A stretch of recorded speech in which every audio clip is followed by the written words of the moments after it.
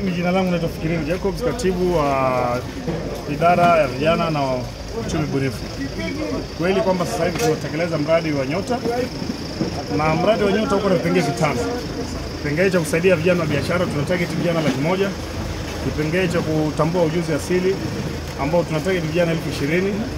Kipengele cha kusaidia vijana kupata mafunzo ya ujuzi na cheti, tunatarget vijana 90,000. Kipengele cha kusaidia makundi ya vijana ambao hawajiwezi kabisa, vulnerable youth, tuna target vijana 10,000.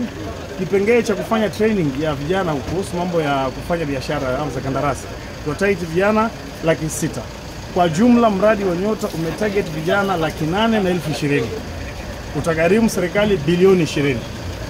Kwa maswali yako mawili, swali la kwanza la recognition of prior learning, kwamba itaanza lini, tulisikia kitambo.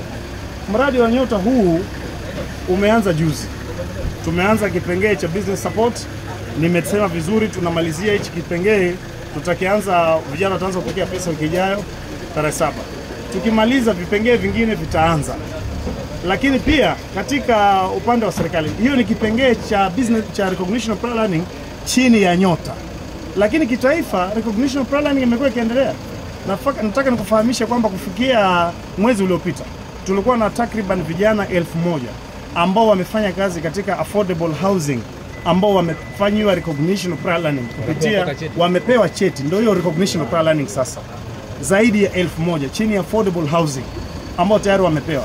Sasa hii pia tumeshauriana na PS katika idara ya magereza, tuone kwamba wale vijana ambao wako kule na wanatoka na ujuzi mzuri lakini hawatoki na cheti, tunaweza pia wao wakatoka na cheti, kwa sababu hii CBT, hii curriculum based education na hizi technical zinahitaji watu kama hao, watakuwa tutors.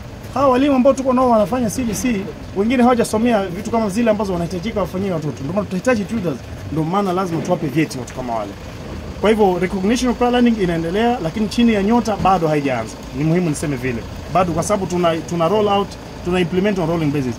Hii ya kuuliza ya umesema nini nyingine? Nyingine kwamba vijana wanalalamika, sijui wengi wamesoma. Mimi nataka nikufahamishe kwamba katika business support peke yake tulipata vijana zaidi ya 1,800,000 ambao walikuwa wameapply, na wale ambao wako na elimu zaidi ya form 4 ni kama 300,000 peke yake. Kwa hivyo si kwamba ati vijana wamekosa na inamaanisha hatutapata vijana. Vijana wako, lakini ni watu wawe wangwana. Kama wewe uko na cheti, mwenzako hana cheti, tumsaidie pia, tumuinue level yako. Ndio maana kazi ikitoka Nyote mko unaona nafasi sawa sawa ya kutafuta kazi. Sawa sawa bana. Asante sana.